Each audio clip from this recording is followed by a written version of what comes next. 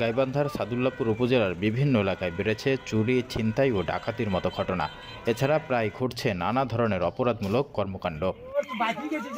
খোঁজ নিয়ে জানা যায়, সম্প্রতি সাদুল্লাপুর শহরের কামরুলের ও পশ্চিমপাড়ার রাজ্জাকের দোকান থেকে চুরি, সাদুল্লাপুর হাসপাতাল থেকে দিনদুপুরে দুটি মোটরসাইকেল চুরি, গৈশ্বরপুর থেকে বৈদ্যুতিক ট্রান্সফরমার চুরি, খদ্দর সুলপুরের ইটভাটা সংলগ্ন সড়কে ডাকাতি, মাদারহাট সড়কে অটোযাত্রীর কাছ থেকে ছিনতাই, বৈষ্ণবদাস থেকে অটোরিকশা চুরি, ফরিদপুরে গরু চুরি সহ গত 5 মাসে আরও অন্তত শতাধিক চুরি, ডাকাতি ও ছিনতাইয়ের ঘটনা ঘটেছে।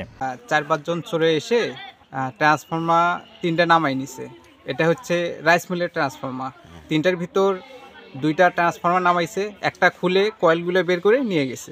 আমার এই এমজিএস ব্যাটারির দোকান সাদুল্লাপুরে প্রতি সপ্তাহ 3-3.5 লাখ টাকার মাল তো গেছে। এলে তো অনেক দামি জিনিস না। আমার শহরে সাদুল্লাপুর বন্দরের ভিতরেই দোকান, লাইট গার্ডও থাকার পরেও মনে করেন টিনের চাল খুলিয়া ভিতরে প্রবেশ করিয়া 2টা ঝালাই মেশিন নিয়ে গেছে। আনুমানিক 40,000 টাকার মতন আর কি।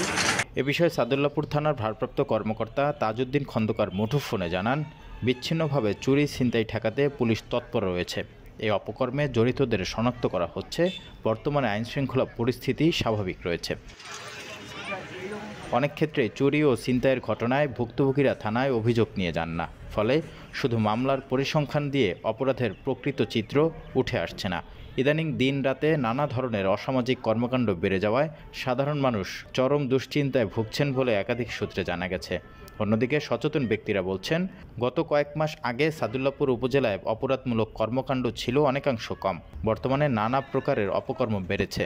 এ কারণে জামালপুর ইউনিয়নে রাতের বেলায় গ্রাম পুলিশ পাহারায় রাখা হয়েছে।